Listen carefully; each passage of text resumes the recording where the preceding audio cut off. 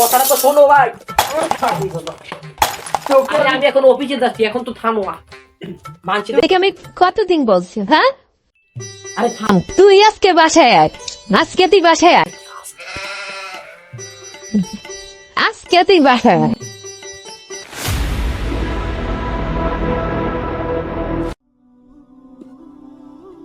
আসসালামু আলাইকুম। ভাই আছে? না, সে তো বাসায় নেই। ও, ভাবলাম অনেকদিন যাবত তো নামাজে দেখি না ভাইরে, তাই আসছি আর কি। তো ভাই আসলে বললেন যে একটুখানি যাইতে। আসি, আসসালামু আলাইকুম।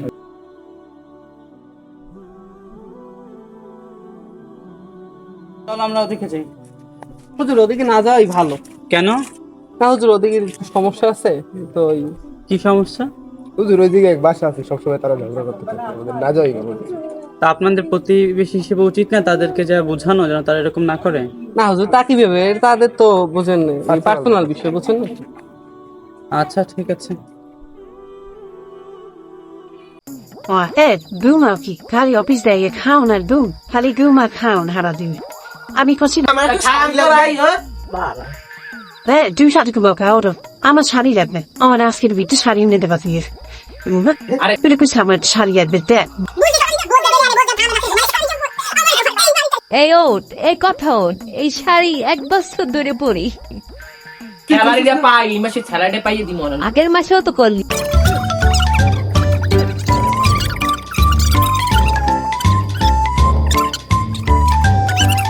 ভাই বাইরে আনতে বাইরে করতে বাইরে। বাইতে পারি মুখা, হ্যাঁ? শাড়ি কিনে দিতে পারবো। মানসে হোনে, মানসে পাড়ার মাসে হোনে, ওই ঘরের বউ পিছাড়া মারে, পিছাড়া মারে। পিছা মারবে, তোর পিছে জানা, তোর মুজে পিছাইতে যাও, মুরগি পিছে। তোমার বিয়া করে আমার জীবন ধ্বংস, পছন্দের বিয়ার বাইরে আমি ঢুকবা।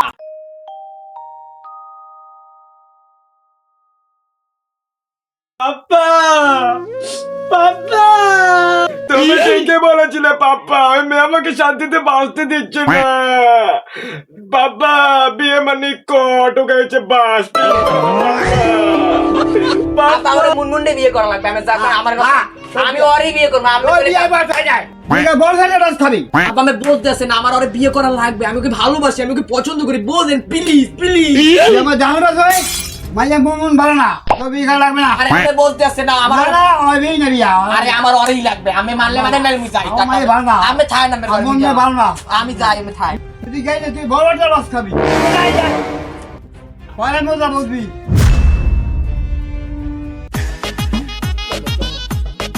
আব্বা, আব্বা, আব্বা খোলেন, দরজা খোলেন। আব্বা দেখেন আপনার বউ নিয়ে এসেছি। এই যে কাম করি না, যে বস্ত্র তোর কপালে কি আছে, এই কামটা ভালো করি না, বস্ত্র গুলো তোর কপালে কি আছে। আগাম তুইয়া আরে তুই থামা ভাই, কেউ হয়ে আমার গাল তো আজা ভাইয়া গাজা তোর সিজে বউ কিছু আমার দিকে আর নাই। আগাম বস্ত্র গুলো তোর কপালে কি বারে কপালে। পাপ্পা, তুমি বেঁচে থাকলে দেখতে পারতে পাপ্পা, আমার কষ্টটা কেউ বোঝে না পাপ্পা। তুমি ঠিকই বলেছিলে, ওই মেয়েকে আমার ঘরে তুলতে মানা করেছিলে, কিন্তু আমি পালিয়ে বিয়ে করেছি পাপ্পা। তোমার কথা শোনা ঠিক ছিল পাপ্পা। আরে থামো থামো থামো থামো।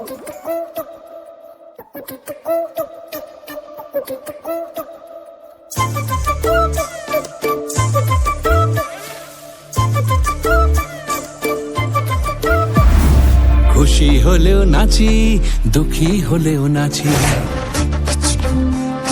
খুশি হলেও নাচি, দুঃখী হলেও নাচি। হায়রে বিয়ে হলো কেন, হায়রে বিয়ে হলো কেন, হায়রে বিয়ে হলো কেন, হায়রে বিয়ে হলো কেন। বন্ধু আমার বিয়ার নামক মায়া লাগাইছে, জয় গুরু। বন্ধু আমার বিয়ার নামক মায়া জুটাইছে তবলার ডায়া এখন বায়া জুটাইছে করতে বিয়া ছাগল গাইছে হইয়া পাগল করতে বিয়া ছাগল এখন গাইছে হইয়া পাগল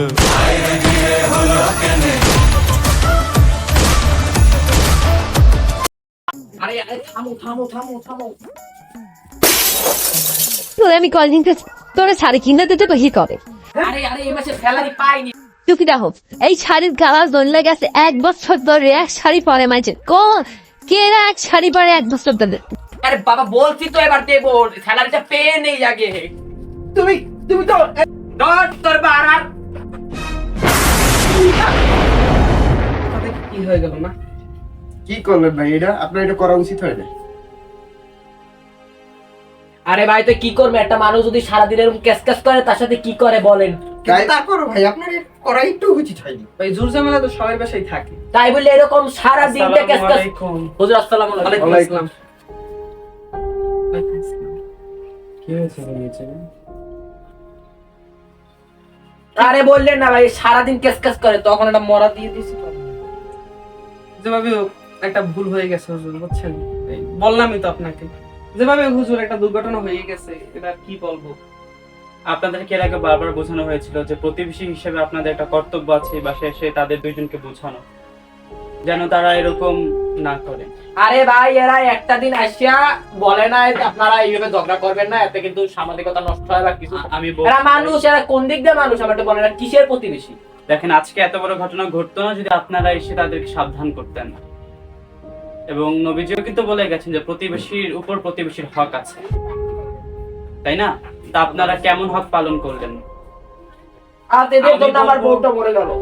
ভাই আমি মাসিন তো বল- আপনি হুজুর ঠিক আছে, উনি ওনার কৃতকর্মের ফল এইটা, কিন্তু আপনাদের দোষও আছে এখানে। কারণ আপনারা যদি এর আগে ওনাদেরকে সাবধান করতেন বা বুঝাতেন হয়তো আজকে এই কাহিনী হতো না।